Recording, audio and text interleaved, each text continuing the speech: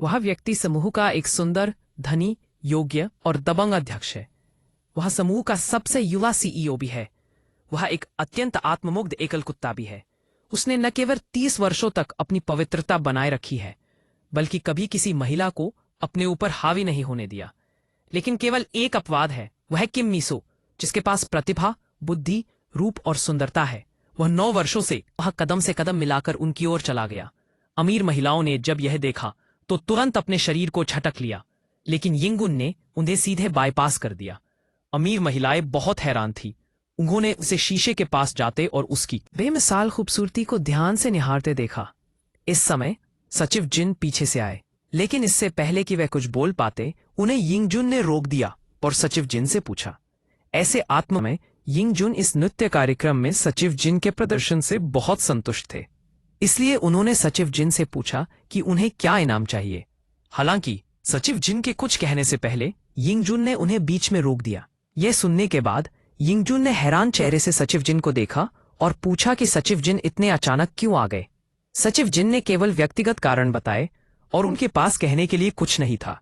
यिंगजुन ने ज्यादा कुछ नहीं कहा, लेकिन बस दिखावा किया कि उन्हें बिल्कुल भी परवाह नहीं है। घर लौटने के बाद यिंगजुन बिस्तर पर करवटें बदलता रहा और उसे नींद नहीं आ रही थी। वह वास्तव में समझ नहीं पा रहा था कि सचिव जिन ने इस्तीफा क्यों दिया। क्या ऐसा इसलिए था क्योंकि उसने जो वेतन दिया था वह पर्याप्त नहीं था? अगले दिन यिंगजुन को सचिव जिन मिले। उसने सचिव जिन को एक मौका देने का फैसला किया। उसे पदोन्नति और वेतन वृद्धि की पेशकश की और उसके लिए एक सहायक और एक ड्राइवर की व्यवस्था की।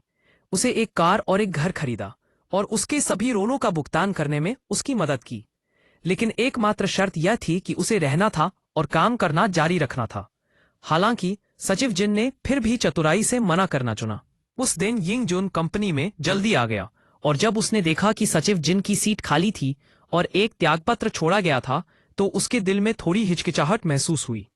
नए सचिव का साक्षात्कार करते समय भी यिंगजुन अनिच्छुक था, लेकिन सचिव जिन ने जानकारी को बहुत गंभीरता से देखा और सवाल पूछे, इसलिए यिंगजुन ने गुस्से में सीधे नए सचिव जिया को स्वीकार कर लिया।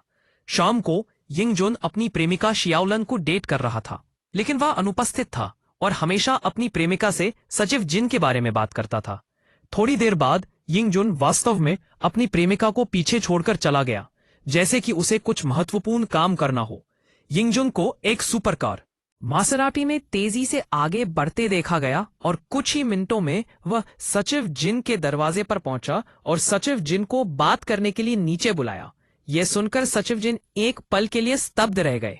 उन्होंने तुरंत यिंगजुन की गर्दन को चूमने के लिए झुके, यह सोचकर कि यिंगजुन नशे में है।